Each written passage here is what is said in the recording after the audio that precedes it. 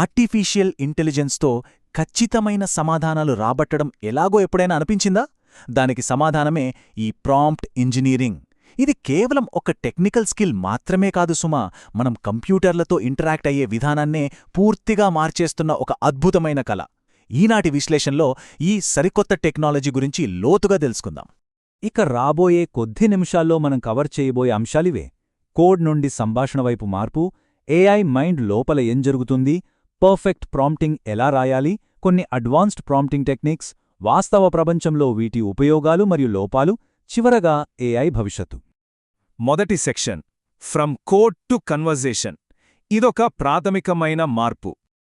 సాంప్రదాయ ప్రోగ్రామింగ్ మరియు ఈ ఆధునిక ప్రాంప్ట్ ఇంజనీరింగ్ మధ్య చాలా పెద్ద తేడానే ఉంది. ఇంతకుముందు ఏ సాఫ్ట్వేర్ రాయాలన్నా డెవలపర్లు ఖచ్చితమైన స్టెప్ బై స్టెప్ లాజిక్ లేదా రూల్స్ రాయాల్సి వచ్చేది. కానీ ప్రాంప్ట్ ఇంజనీరింగ్ అలా కాదు. ఇక్కడ కఠినమైన రూల్స్ ఉండవు. ఇదంతా సంభావ్యత అంటే ప్రాబబిలిటీ ఆధారంగా నడిచే ఒక ద్రవరూప వాతావరణం లాంటిది. అంటే ఇక్కడ కోడింగ్ లాజిక్ ప్లేస్లో భాషను తీర్చిదిద్దడం వచ్చి చేరిందనమాట. ఎంత అద్భుతమో కదా! ఇప్పుడు సిస్టమ్స్కి కమాండ్స్ రాయక్కర్లేదు. రోజువారీ మాట్లాడే సహజ భాషతోనే ఏఐని గైడ్ చేయొచ్చు. నిజంగా టెక్నాలజీ ప్రపంచంలో ఇదొక పెద్ద గేమ్ చేంజర్ అని చెప్పొచ్చు. రెండవ section, inside the AI mind. అసలు లోపల ఏం జరుగుతోంది? ఏఐ ప్రయాణం గమనిస్తే అది చాలా వేగంగా మారిపోయింది. 2017కు ముందు ఏఐ సిస్టమ్స్ చాలా మొండిగా ఉండేవి. కేవలం ముందుగా రాసిపెట్టుకున్న రూల్స్ ప్రకారం మాత్రమే నడిచేవి. కానీ 2017లో ట్రాన్స్ఫార్మర్ ఆర్కిటెక్చర్ రావడం ఒక పెద్ద బ్రేక్ త్రూ. అక్కడ్నుంచే పదాల సందర్భాన్ని లోతుగా అర్థం చేసుకునే శక్తి మోడల్స్కొచ్చింది. ఆ తర్వాతే ఇప్పుడు మనం విస్తృతంగా వాడుతున్న ఆధునిక జనరేటివ్ ఎల్ఎల్ఎంల శకం మొదలైంది. మరి ఏఐ మనం ఇచ్చే ఒక ఇన్పుట్ని ఎలా చదువుతుందంటే ప్రధానంగా 3 దశలుంటాయి. మొదటి స్టెప్లో ఇచ్చిన టెక్స్ట్ని టోకనైజ్ చేస్తుంది, అంటే చిన్న చిన్న ముక్కలుగా విడదీస్తుంది. రెండో స్టెప్లో ఈ టోకన్లన్నిటినీ న్యూరల్ నెట్వర్క్ల ద్వారా ప్రాసెస్ చేస్తుంది. ఇక్కడే అటెన్షన్ మెకానిజమ్స్ రంగంలోకి దిగి ఏ పదం దేనితో ఎంత బలంగా కనెక్ట్ అయ్యుందో అర్థం చేసుకుంటాయి.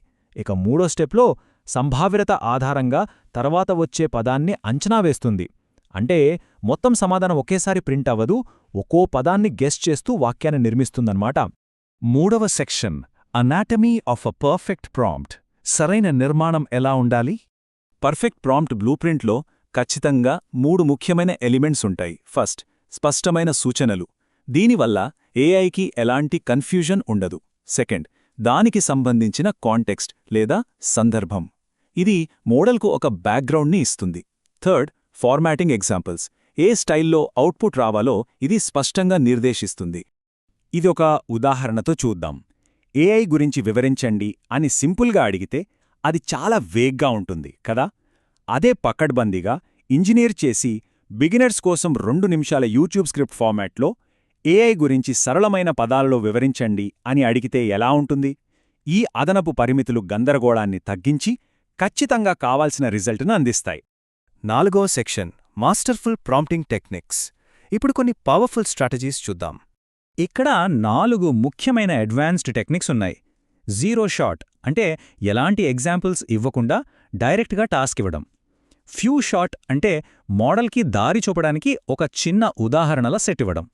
ఇక చైన్ ఆఫ్ థాట్ అనేది చాలా ఆసక్తికరంగా ఉంటుంది. ఇది ఒక క్లిష్టమైన ప్రాబ్లంని స్టెప్ బై స్టెప్ లాజికల్గా సాల్వ్ చేయమని మోడల్ను అడుగుతుంది. లాస్ట్ది రోల్ బేస్డ్ అంటే మోడల్కి ఒక క్యారెక్టర్ ఇవ్వడం. ఉదాహరణకు నువ్వు ఒక ఎక్స్పర్ట్ సైంటిస్ట్వి అని చెప్పడం. ఇవన్నీ ఏఐ ఆలోచన విధానాన్ని ఎంతగానో ప్రభావితం చేస్తాయి.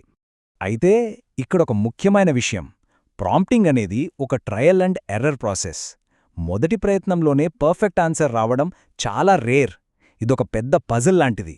సాఫ్ట్వేర్ కోడ్ని ఎలాగైతే డీబగ్ చేస్తారో ఇక్కడ కూడా అవుట్పుట్ని బట్టి పదాలు మార్చడం, కొత్త కండిషన్స్ జోడించడం లాంటివి నిరంతరం చేస్తూనే ఉండాలి.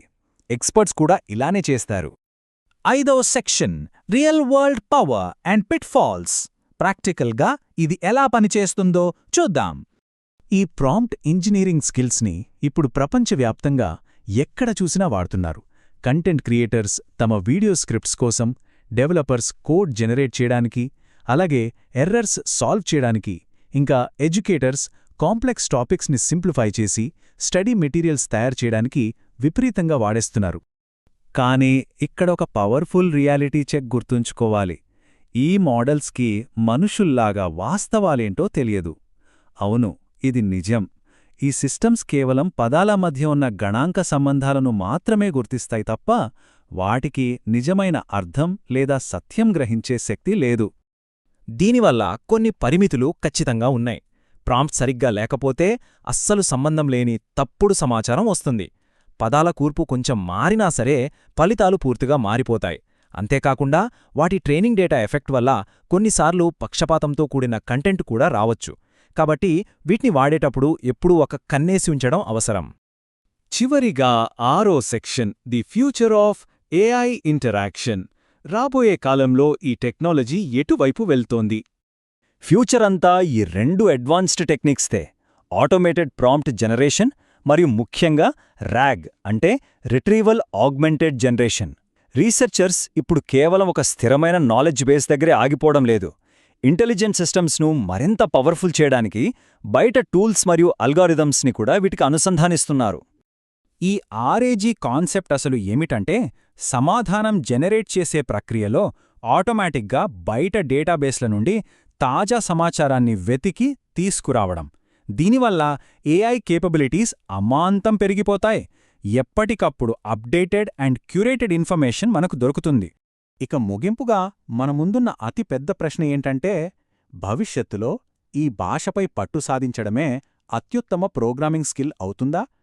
టెక్నాలజీ వెళ్తున్న స్పీడ్ చూస్తుంటే ఖచ్చితంగా అలాగే అనిపిస్తోంది. తెలివైన సిస్టమ్స్ని కంట్రోల్ చేయడానికి ఇకపై సహజ భాషే ఒక ప్రైమరీ ఇంటర్ఫేస్గా మారబోతోంది. ఈ ఆసక్తికరమైన ప్రయాణంలో టెక్నాలజీ గురించి మరింత లోతుగా తెలుసుకోవాలనే ఉత్సుకత కలుగుతుందన్నంలో ఎలాంటి సందేహం లేదు.